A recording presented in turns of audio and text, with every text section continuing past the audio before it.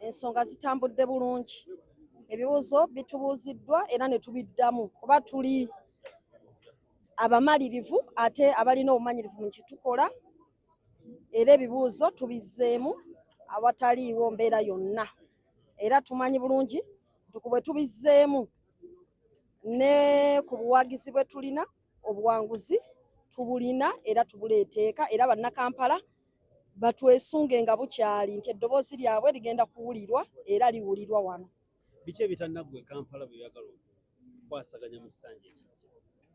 Bannakampala bakyetaaga obununuzi obw'oku ntikko, obw'okukyusa obukulembeze mu mirembe, obw'okukyusa obukulembeze obutali mu kuyiwa musaayi. Nakati bennyamivu kyekiwamba abantu kigenda mu maaso, era bwe kyeyongedde n'abasibe ne bagamba kirungi kasita looya waffe gwe twalonda e Kampala looya, tusuubira nti ne bano abakwatiddwa nabo agenda kubaggyayo. So ekyo nakyo ne bakinsaba nti Shamim Malende tolekeraawo kujja bantu baffe mu makomera.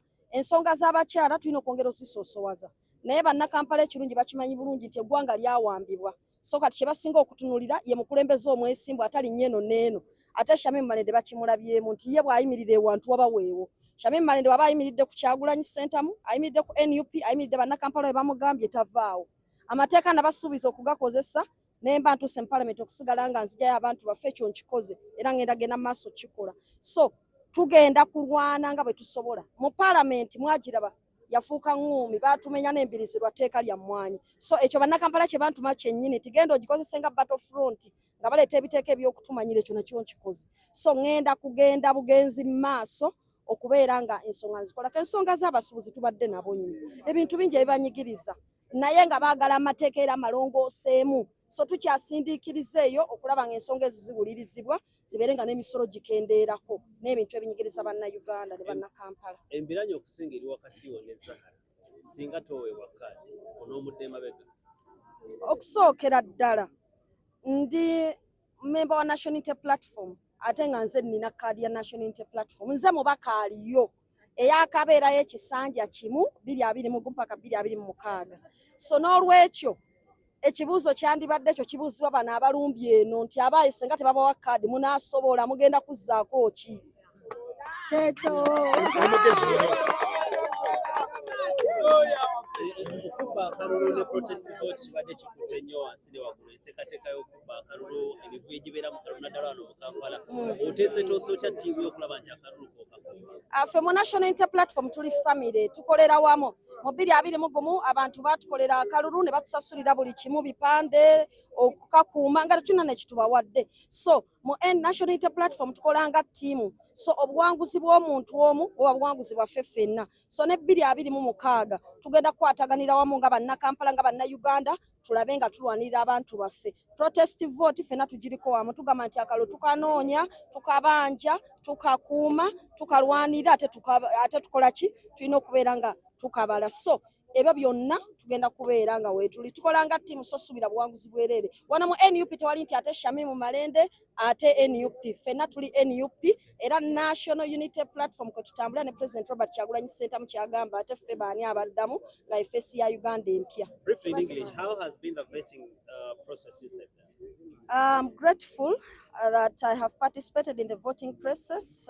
The questions have been asked and I answered them clearly well, and hopeful that I'm going to emerge victorious. The people of Kampala have already spoken. The people of Uganda have spoken. And I know the National Unity Platform Election Management Committee is going to listen to their voice because we are the people power.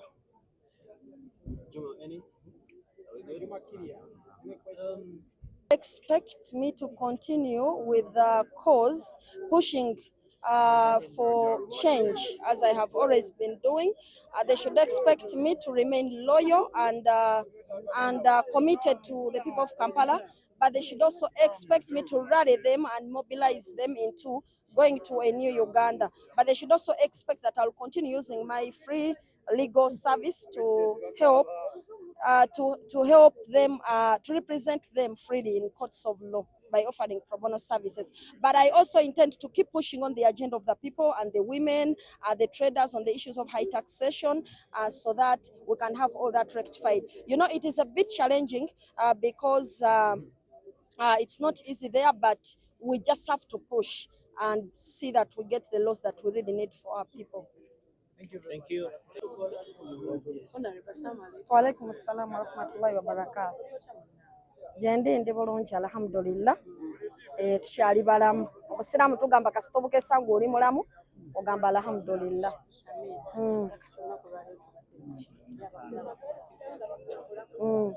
Olunaku lwa leero tukedde Makerere Kavule wano nga tuzze ku vetting yaffe ey'ekifo ky'omubaka omukyalo wa Kampala.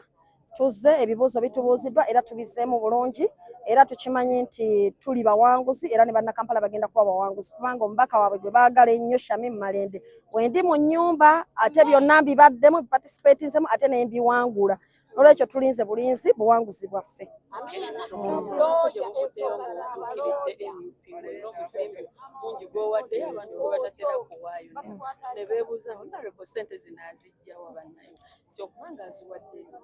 No, nga member wa NUP kinkakatako okuba nti wabeerawo activity yonna ey'ekibiina nange munayinsitukiramu ne mbaako kyempaawo weewaawo mbadde mu bulwadde nali mu bukosefuko emabega naye kyali kinkakatako nga member w'ekibiina nange okuwaako contribution gye mpaayo okuzimba ekibiina kyaffe era bwe ntyo ne nkwatamu miliyoni 10 n'eziwaayo ku lw'okuzimba ekibiina kyaffe n'okukola emirimu gy'ekibiina. Ndowooza ekyo si kive ate si kyamaanyi ku munnamateeka nga nze yasoma aludde mu myaka 10 mu experience ate nga ndi MP wa kibuga Kampala. MPs bangi abamu bazibuka mu race nga batya oli osanga awanise ekipapula nti abanaayinza okudda mu race obuvumu obugyewa okuyimiriza paka ku ssaawa tetuyinza okugamba nti envanyuma. Ekisookera ddala siri mutiitiizi. Ekyokubiri kye nayingiramu ekyobukulembeze nali nkitegeera era nga nina focus kiki njagala okuweereza abantu bange ab'e Kampala ne abantu bonna abanyigirizibwa bafuuti soldiers baffe n'abantu abatalina mwasirizi mu nsonga z'amateeka bakyanneetaaga era bakyatwetaaga abantu abafaanana nga nze n'olwekyo nze okuva mu lwokaano mbeera nga abaliddemu olukwe kubanga bandaba nga siri mu picture bagamba Shamim waffe ate akwata akasente ka parliament n'ateeka mu misango akwata akasente k'emisango n'ateeka mu misango gyaffe kati obakulaba nga ovudde mu lwokaano banga abaliddemu olukwe so okusigala mu lwokaano ntuukiriza kwagala kwa bannakampala na bannayuganda ti Shamim bambi sigalawo osobola okusigala ng'otuweereza n'eno gye tuli mu misango gyaffe ne mu kuyambako abantu abanyigirizibwa.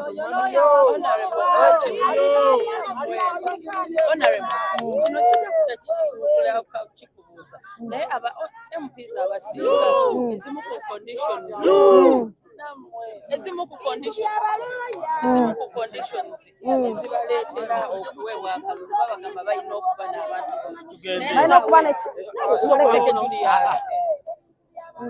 twalabye nga gye buvuddewo waliwo ensonga eziriwo ez'omwami kati abantu abamu bali mu kikosaku kuba nti omwami tolina mwami banaakuwa akalulu ng'ozze kuba MP.